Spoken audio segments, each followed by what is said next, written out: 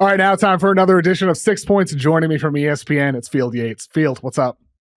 KOC, not too much, my friend. We are cruising through football season. Have no idea where it's all gone, but what a fun time of the year we have on tap. I mean, all the days go by so fast. It's really absolutely crazy. Already week 10 has passed. The Patriots are 8-2. So we're going to start there with my New England Patriots, 8-2, tied for the best record in the AFC. It's hard to believe they're at this point after a bad week 1 loss. They looked more like the Patriots of last year, winners of 7 in a row at this point. Fields, am I in the right to be feeling like the Patriots are actually Super Bowl contenders? I think they're in the mix. Yeah. I think that's right now. I mean, we're far enough into the season where independent of who you played, where you played them, if you're 8-2, like that's pretty much inarguable. And the way the Patriots schedule shapes up for the rest of the year and the division lead they now have gives them a real chance to potentially have a top 2 seed, maybe even the number 1 seed in the AFC. You know, defensively, they seem to start slow every single game and then settle in really nicely. And they have done a good job against some of the best quarterbacks they have faced all season, both Baker Mayfield most recently, and then Josh Allen in a huge game in Buffalo they played against, where they did a good job of not allowing those guys to just take control of the game. But I think the 2 things that I point to that are most important, at least in terms of player personnel right now for the Patriots, obviously Drake May, who over at ESPN Bet is the betting favorite as the NFL MVP. Right now, his development this year has been sensational. It's unbelievable, almost literally, that he is just 23 years old. But not to be overlooked is that the Patriots have continuity along the offensive line. And continuity along the offensive line only comes when 2 things are true. One, obviously, you don't have injuries, or at least that many injuries. But 2, you have reliable players. And last year, as you, I'm sure, recall, KOC, the offensive line, it was basically a carousel. Every week, you just spin it, and next thing you know, a new set of 5 offensive linemen would be rolled out. The Patriots are in a much different and much healthier spot this year along the offensive line. I think that has really unlocked a lot of their offensive success beyond Drake May's freakish abilities. I mean, you mentioned the continuity on the offensive line, and that's the thing. Like, so much talk is around Drake May and his development as an MVP candidate and all that, but continuity on the offensive line. You're getting the explosive Drake May deep throws, big plays from Travion Henderson, Williams, of course, Stevenson before he went out injured. He had big plays himself as well. There's big plays ability here for the Patriots. They hit their layups as well. And then they're just a tough team as well. They have a great run defense. They're a great running team. They have a great special teams. And so when I see stuff on social media about their week schedule, Aaron Schatz posted a tweet the other day about their DVOA and how it's minus 1.6% on the year. The only other team to have an 8-2 record and have a DVOA under 0 was the 2022 Vikings, minus 12.1%. And so the thing is, you know, the Patriots are 10th in DVOA on offense, 29th on defense. Patriots defense is better than that, according to DVOA. I mean, tell me, Phil, DVOA is going to be full of crap, right? Yeah, you know, I don't know as much as Aaron does, but I do think this Patriots defense is better than, you said, 29th in DVOA. I can certainly think of, you know, way more than 3 defenses that are worse than this Patriots defense. You mentioned the elite run defense. They did not have their best defensive player, maybe their best player, not named Drake May, in Christian Gonzalez to begin the season. They've done a good job. Again, they slow start seemingly every single week. It happened this past week against the Buccaneers. Once again, they drive down for an opening score, and next thing you know, it's deja vu all over again. But then they tighten up, and this team, and we talked about all the player stuff, but you know, I think it's obvious that we have to address that we're talking about one of the greatest coaching upgrades that we have seen from one year to the next in league history. I mean, Mike Vrabel is on the short list for best leaders in the NFL, one of the best leaders in all of professional sports, I truly believe. Josh McDaniels, say whatever you want about how his tenure has gone as a head coach previously. I think he is a mastermind. He is a Hall of Fame level offensive coordinator and has done wonders for not just Drake May's development, but his confidence as well.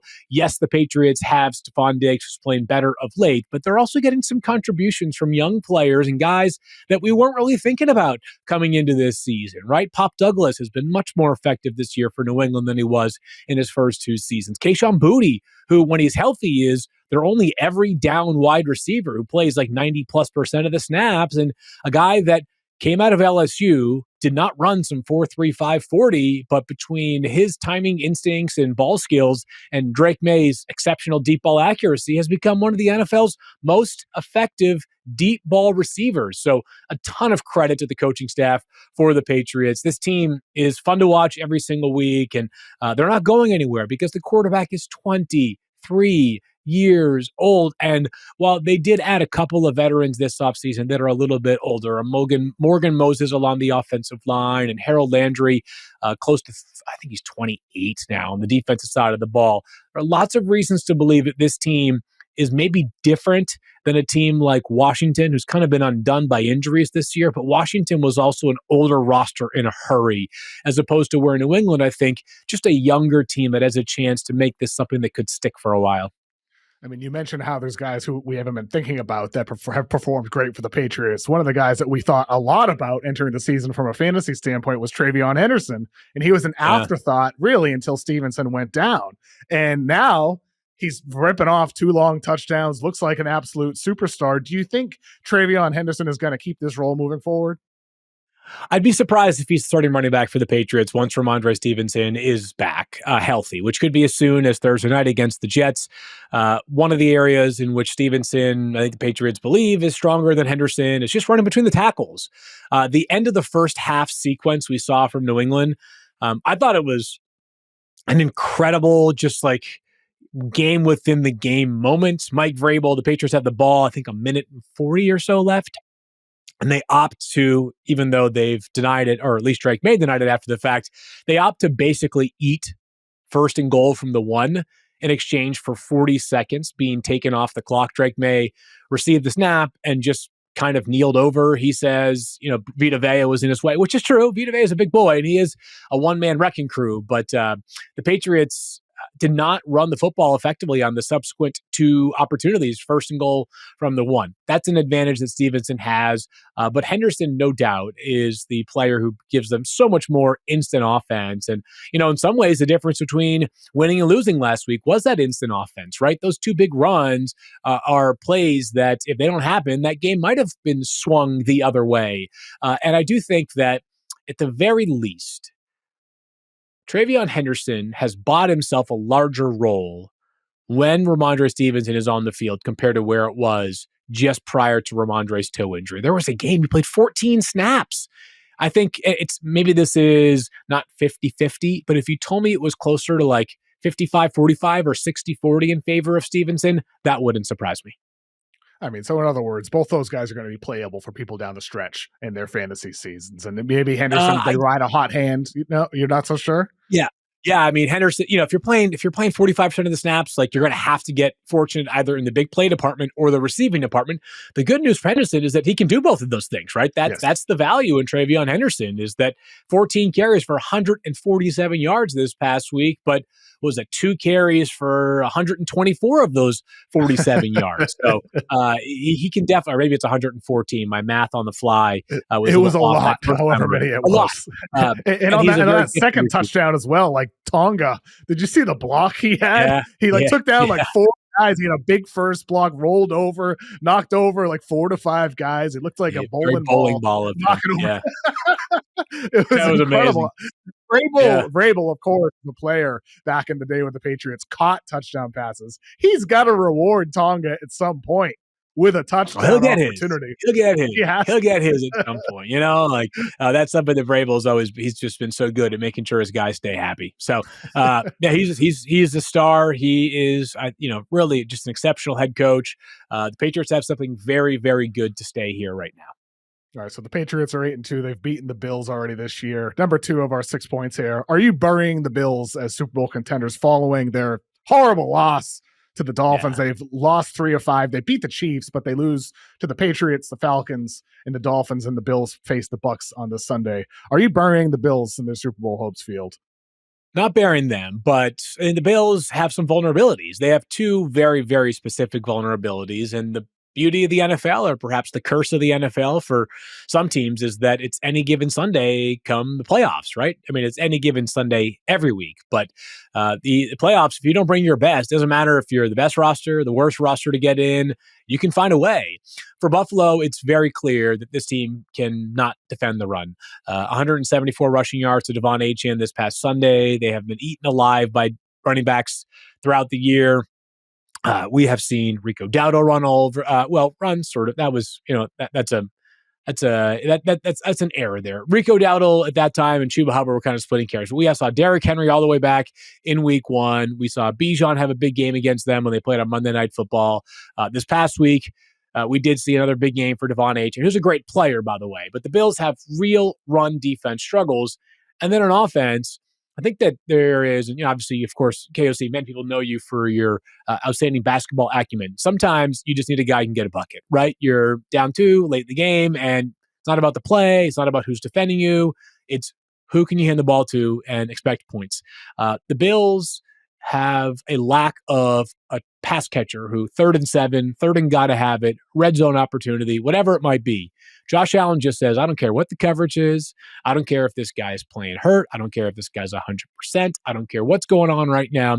Who is the player that when Josh has everything stacked against him, he says, that's fine. I'm just going to throw it the direction of insert blank, and that player will make a play for him.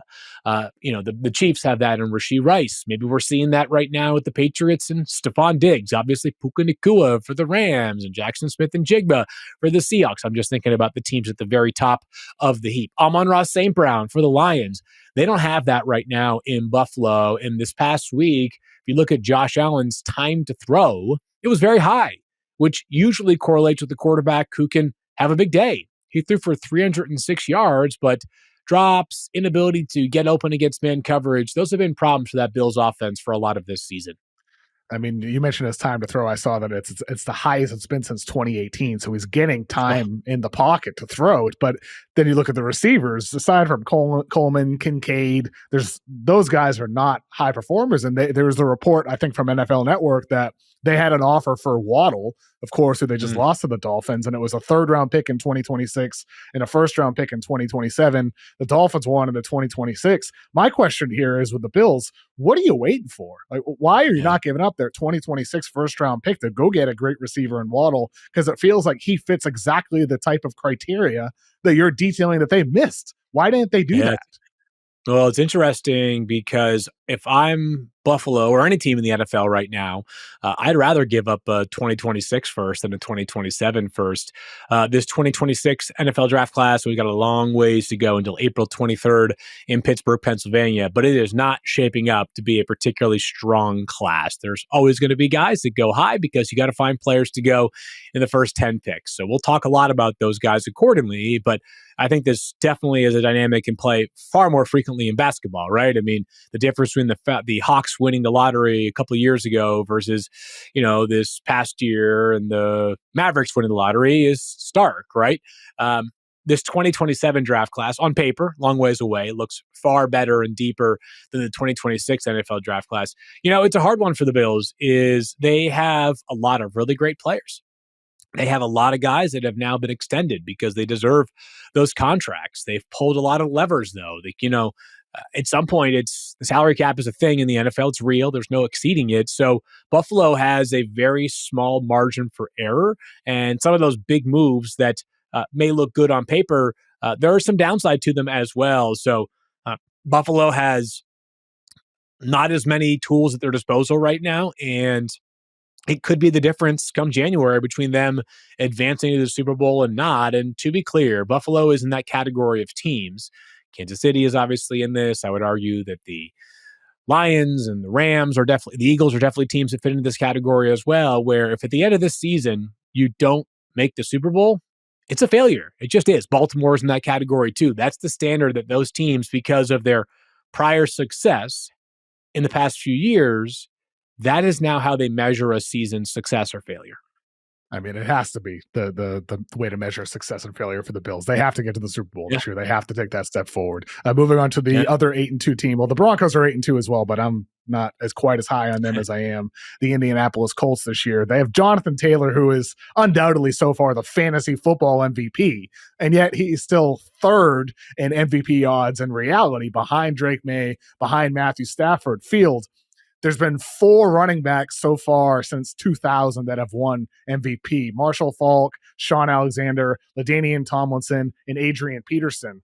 Jonathan Taylor's the fantasy MVP. Why not real-life MVP for Jonathan Taylor?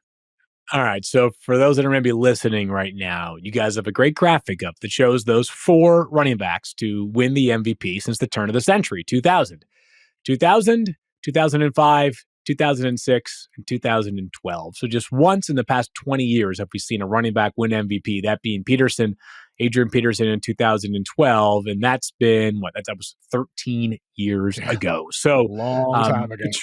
The truth about the NFL MVP is it's the best quarterback award. The offensive player of the year is going to go to best running back award, or best non-quarterback, I should say, award. Right? It's a tough one because you simultaneously feel bad that it's become just basically this quarterback award.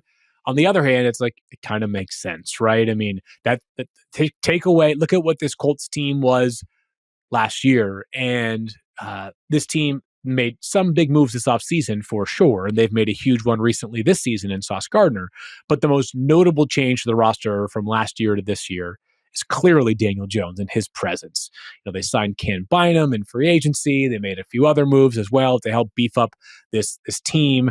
Tyler Warren was an exceptional first-round pick, but quarterbacks are the straws that stir the drink in the NFL. And love Jonathan Taylor. I do not have one of the votes. Rank choice voting is now a thing in the NFL. For those that are unfamiliar, back in the day, you would just cast one player vote. If you wanted to vote for Matthew Stafford, that was the only vote you cast. Now you would say, hey, Matthew Stafford's number 1, Drake May is number 2, Jonathan Taylor is number 3, Patrick Mahomes is number 4, and whoever else is number 5. So Sam Darnold's number 5.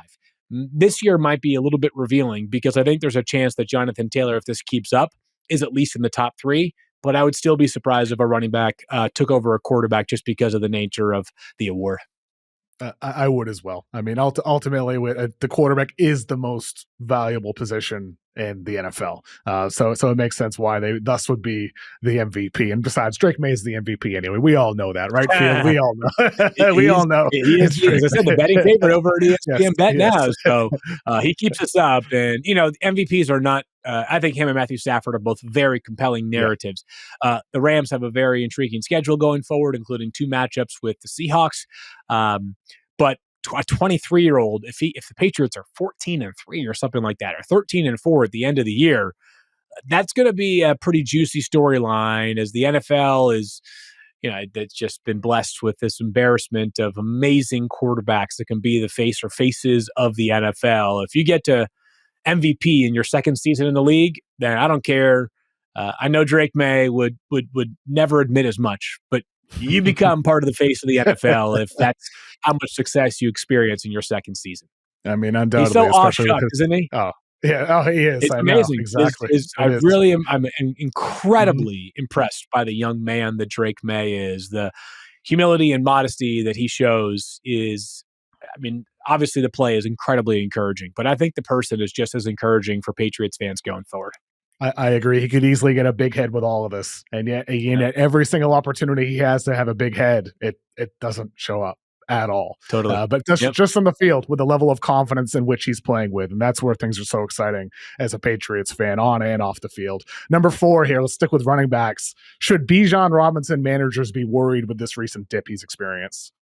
I wouldn't be worried. I think that, in fantasy football, one of the things that we're always talking about with our producers is when we drive conversations, what's the actionable item from this, right? So I'm just going to make this up. Hey, we've had 3 straight games with Theo Johnson with 10 or more fantasy points. All right, hey, we got to add him, and he should be a top 12 running back, tight end going forward. Bijan's in a rut right now, as you see on the screen. He hasn't had 100 yards or a touchdown or even an 18-point game over the past 3. This is not one where I'm trying to sell away my shares of Bijan Robinson. I think buying low is easier said than done. I bought low. Not low. I might have paid full price, but I bought Bijan 2 weeks ago. What'd you buy? Okay, well, I was curious what you paid for him. Do you remember what you paid? The deal may work out, may not work out. I gave up Josh Jacobs, Rondo Gadsden, Roma Dunze, and I got back also Daniels and Calvin Ridley. So I don't love it at all. I think I overpaid slightly, but I don't have a lot of faith moving forward in Odunze to be anything consistent. Gadsden, I mean, we'll see. There's a lot of weapons on the Chargers. And with Jacobs, that calf injuries are scary, man, for a running back of that age. So it's an upside swing. Daniels gets hurt. Ridley didn't get traded. And we'll see with Bijan. It's an upside swing. You got to pace up and to get something. So, exactly. To go back to the actionable content is that there isn't really one here in Bijan. It's more, I tell people that sometimes my job in the world of fantasy football is to kind of be your virtual therapist, right? Like, hey, if you're frustrated about Bijan, it's okay. Like, this is a safe space to say he was totally crushing it for me for all of these weeks. And now he's been a little bit less dominant. But if you go through the full course of the season, Bijan was worth the number 1 or number 2 overall pick. It's not like anybody, at least that I saw, was sitting here saying in August, you must take Jonathan Taylor. Of the players that we were discussing at the very top of the board, most of the conversation centered around, Jamar Chase, Bijan Robinson, and then to a little bit lesser degree, you're talking about guys like Justin Jefferson, CeeDee Lamb. I guess Christian McCaffrey was being discussed a lot, Jahmyr Gibbs, and I would say that Bijan has been worthy of a top 2 pick based off the players we were realistically discussing back in August. I think so as well. I'm not panning with Bijan. He's inevitably going to have some big performances. The fear is Algier getting a lot of those goal line opportunities. Those goal lines. It's just annoying. It's really annoying. But they got Bijan in the slot. I mean, what are we doing here? Give it to Bijan, please. It's killing me. He's an amazing receiver, but let him just run the football from the 1 yard line. I know. All right, moving on to number 5 here. Is Joe Burrow a possible fantasy league winner field? We know he's supposedly targeting Thanksgiving to return. Yep. What are your expectations for Burrow potentially returning? Yeah, so with Joe, don't ever count him out from coming back from an injury, not just maybe ahead of schedule, but also coming back and being as effective as he has been previously. Let's just do some of the calendar math here. So Thanksgiving is the date that Joe himself has kind of said he's targeting. That would be week 13. We're in week 11, week 12, week 13. That will be against the Ravens on Thursday night. Depending on who you have been riding the wave of Joe Burrow with, like if you have Jackson Dart, and you have the certainty of what Jackson has looked like, you probably are playing Jackson Dart in week 13, unless the Giants really rein in his rushing with Brian Daboll now being the former Giants head coach and not the active Giants head coach. But 13 is the earliest. Maybe it's 14 against Buffalo. And so then I think the question is, if you can get into the playoffs, which start, at least on ESPN default settings, in week 15, who do you already have in place? And are you making the playoffs because of your quarterback or along with your quarterback? If you have a guy who's just been kind of okay, but the rest of your roster is really strong, then Joe Burrow can absolutely be a league winner. We have seen him be amongst the most, if not the most surgical passer in the NFL. It was a quiet start for Joe, actually, prior to the injury this season. But Joe at his best, which we saw for much of last year, was a guy who week in and week out was a difference maker in your lineup.